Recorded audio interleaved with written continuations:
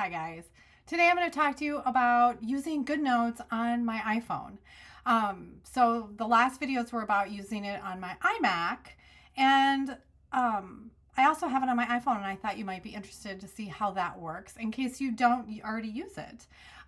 Because I don't have two phones, I'm putting it on my computer. So I'm lucky enough that my iMac has this feature where I can display my phone, which is really cool. And then also I can screen record it. So that's what we're going to do today. And also, if you want to, if you want to like see how that works more, leave a message in the comments, and I'll make a video on how it works on my phone, on my computer, my phone on my computer, because it's pretty cool. But anyway, so just like the iMac, when I first got Goodnotes back in 2020, I put it on my phone, and it was archaic, and it was slow, and it was not responsive, and it didn't have half of the features that my iPad had, and it was large, and it was just bulky, and I took it off immediately, and I didn't like it. And so I went 5 years without having it on my phone until it was last year I put it on my iMac and my phone, and it is so different. Like, oh my goodness. It is fabulous. So again, I use an iMac, or I have Apple products, so I have everything sunk. Okay, it syncs so incredibly fast, and they are very responsive with updates. So I mean, obviously, like the iPads seems to always come first, and then iPhone, and then iMac. But I mean, it's fairly what's the word I'm looking for? Responsive. You know, it's 90% similar to using your iPad. Now, so you can see here it syncs so quick. So it's 9:34 here, and it's sunk at 9:33. It's constantly doing that. It's really fantastic. Also, I have a really huge library. I have a really, like, I have so much because I make the things. So I have everything in my documents.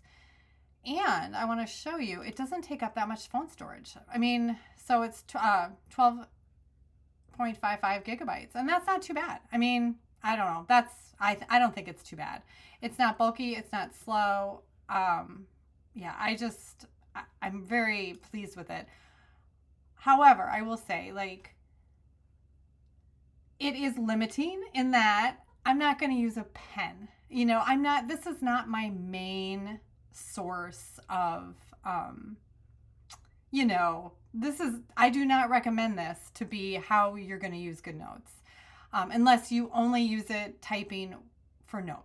Okay. So if you use a planner, I wouldn't recommend like thinking like, oh, I'm only going to use Goodnotes on my phone.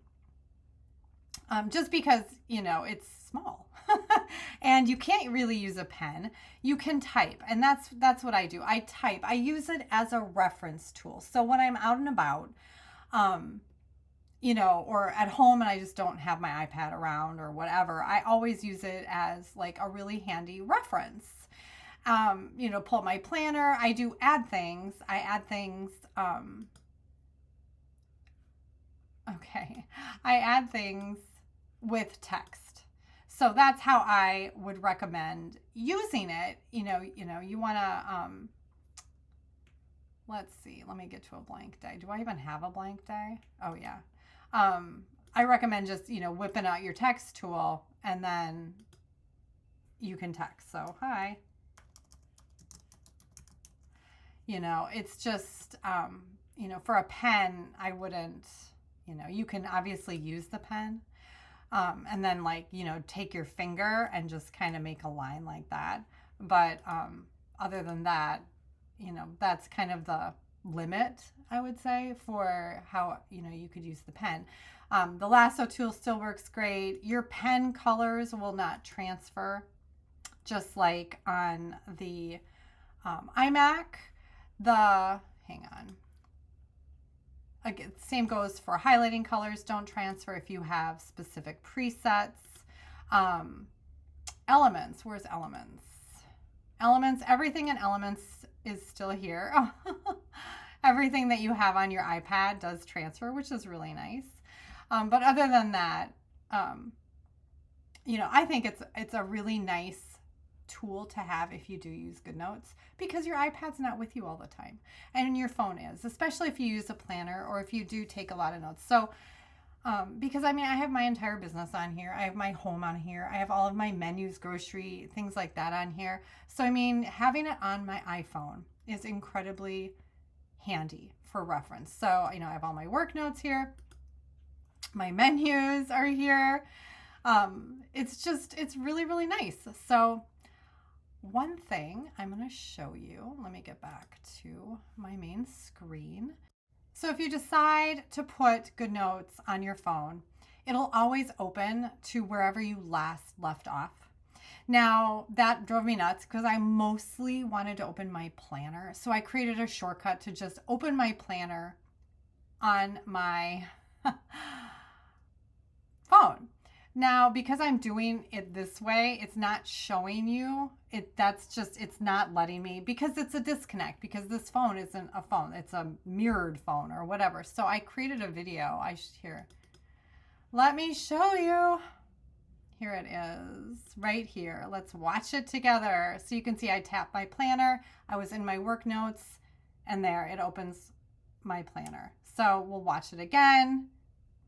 And that's the shortcut. It'll always open your planner, which is okay. Easy there. In the next video, I'm going to show you how to create a shortcut so you can just open your planner from your phone really quickly so you can access it. And then I'm going to make another video that shows you how to create a menu. So you could have maybe your top 3 things that you could tap to open. And menus are like what I have here. So it would say, like maybe your planner, your work notes, or, whatever you have. Okay. So anyway, thanks for watching, guys. And I hope this video was somewhat helpful. Have a great day. Bye.